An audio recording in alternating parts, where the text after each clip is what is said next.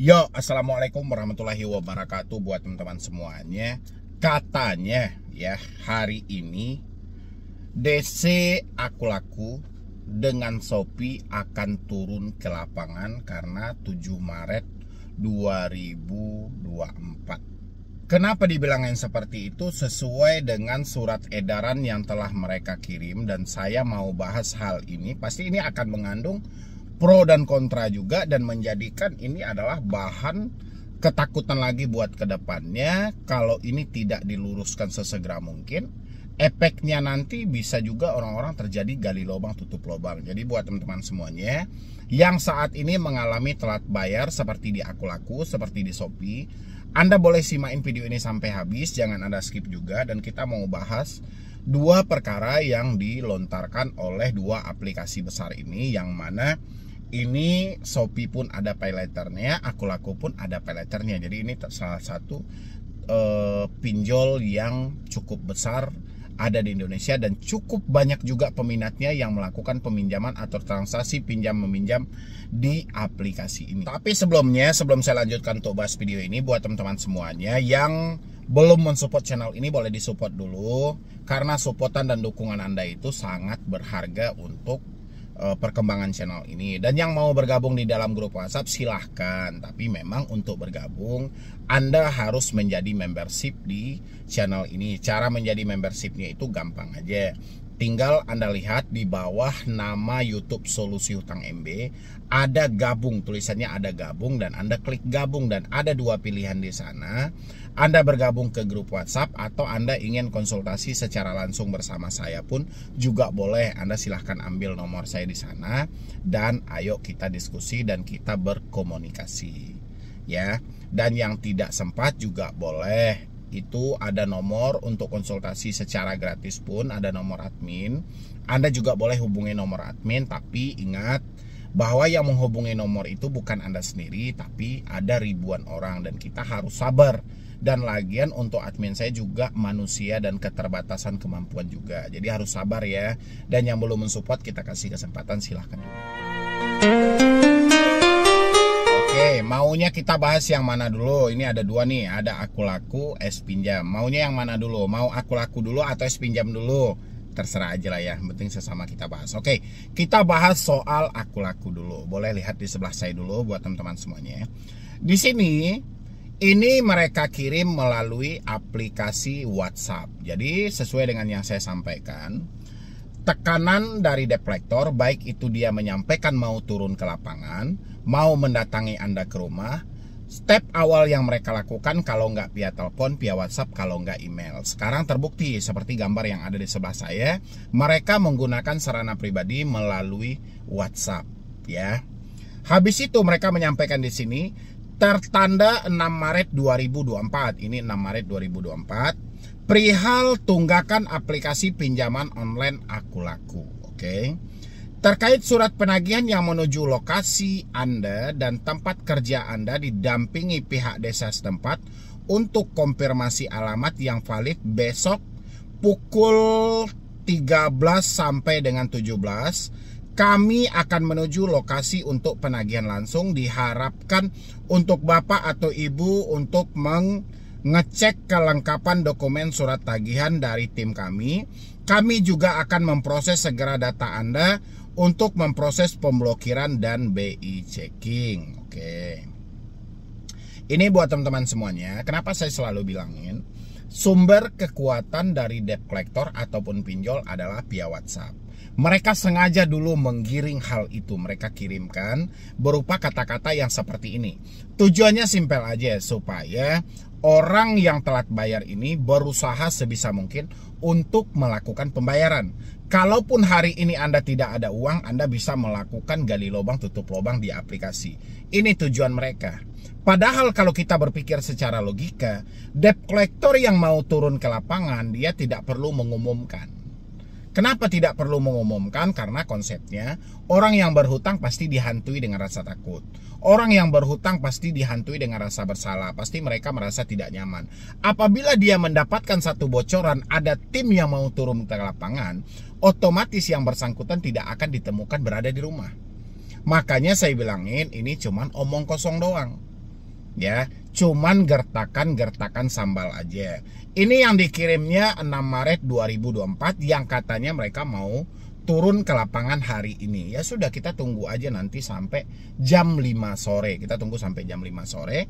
Benar apa tidak mereka datang, kayak gitu kita menjawabnya. Tapi saya sarankan juga buat teman-teman semuanya, mengingat kita ini tidak mampu bayar atau telat bayar, persoalan kita kan karena uang. Dan hari ini kita bukan tidak mau lagi membayar, kita hanya tidak mampu. Tidak mampu ini bukan kekal selamanya, tidak. Tapi ini hanya sementara karena kita dibenturkan dengan masalah keuangan. Jadi supaya kita lebih bisa fokus lagi untuk bekerja, supaya kita lebih fokus untuk berusaha, alangkah baiknya kalau di tengah situasi Anda tidak mampu lagi membayar, Anda tidak sanggup lagi membayar, sebisa mungkin putuslah komunikasi Anda dengan debt collector. Kalau poinnya masih seperti ini, kita membiarkan chat-chat itu masuk kepada kita. Walaupun ini hanya omong kosong doang, tapi tetap aja di dalam pemikiran Anda ini akan terjadi sesuai dengan faktanya. Padahal mereka telah menyampaikan segera data Anda untuk diproses pemblokiran di BI Checking OJK. Ini memang salah satu resiko, ini memang satu-satunya, bukan salah satu, satu-satunya resiko tertulis yang ada dalam aturan OJK. Ini resiko tertulis.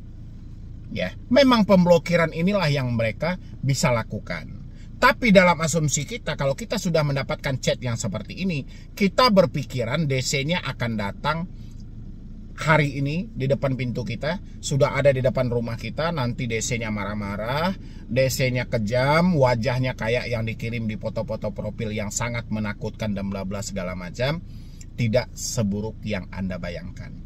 Ya, ini hanyalah bagian sebuah skenario dalam sebuah penagihan. Ingat, yang kita pinjam ini adalah pinjaman online. Jadi apapun konsepnya, mereka akan mencoba mengendalikan kita secara online. Mereka akan mempergunakan sarana pribadi kita untuk melakukan penagihan terhadap kita. Salah satunya WhatsApp yang kita miliki hari ini. Tadi sudah saya berikan gambaran, kalau memang debt collector ingin turun ke lapangan, dia tidak perlu menginformasikan. Ya, karena konsepnya mereka pasti hafal. Kalau pihak-pihak eksternal itu, dia pasti hafal banget bagaimana kriteria orang yang berhutang. Ya, ini hanya menakut-nakuti Anda. Makanya supaya Anda bisa bekerja lebih tenang lagi, bisa lebih fokus lagi, saya menyarankan Anda ganti aja kartu, hapus WhatsApp, dan ganti email.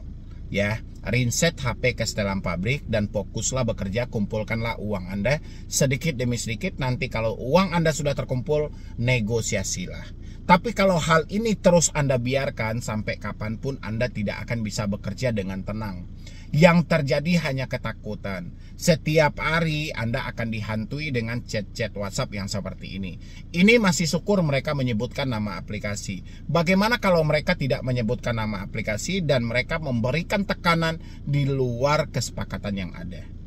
Ya, makin kacau lagi kan sebenarnya kan. Itulah dari teman-teman semuanya, kenapa saya selalu bilang kekuatan dari pinjol itu ada di handphone Anda.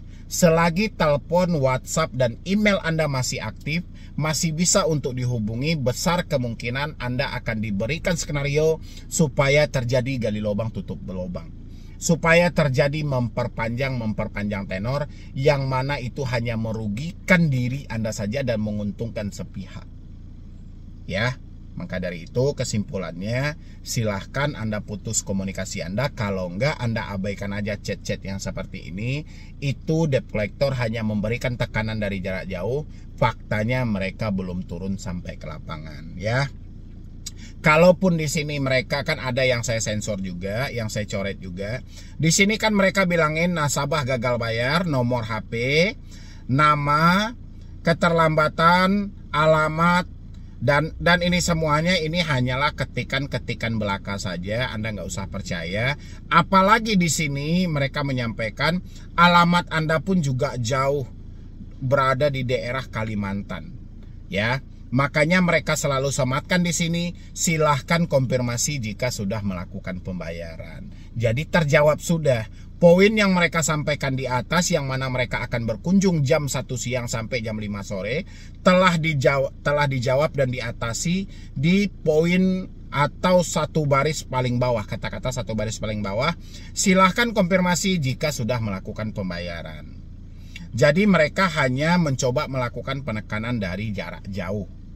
Ya, jadi untuk teman-teman yang mengalami telat bayar di Akulaku, tidak mampu bayar di Akulaku, mendapatkan chat-chat seperti ini, nggak usah takut, nggak usah cemas juga, nggak usah baper juga. Ini hanyalah bagian kecil. Resiko satu-satunya Anda tidak mampu bayar hanya BI checking, di luar itu nggak ada. Oke, sekarang kita coba masuk ke ini. Ini juga dikirim via WhatsApp sebenarnya, tapi ya apa boleh buat ya, terkadang teman-teman itu dibilangin juga nggak ngerti, dijelasin nggak paham. Anda lihat nih di sebelah saya, surat lapangan akan dikirim ke Korwil Kolektor Shopee daerah Anda sesuai alamat. Oke. Jadwal pengambilan dana langsung mulai tanggal 7 Maret 2024. Mohon kiranya untuk bisa bekerja sama dengan petugas kami di lapangan dengan nama-nama sudah dicantumkan sebagai berikut. 1. Namanya Victor, ID kolektornya segini. 2. Namanya Mateus. Oh, Mateus ya, bukan Marinus lagi, atau siapa namanya? Nggak tahu saya. ID kolektornya sekian. Oke.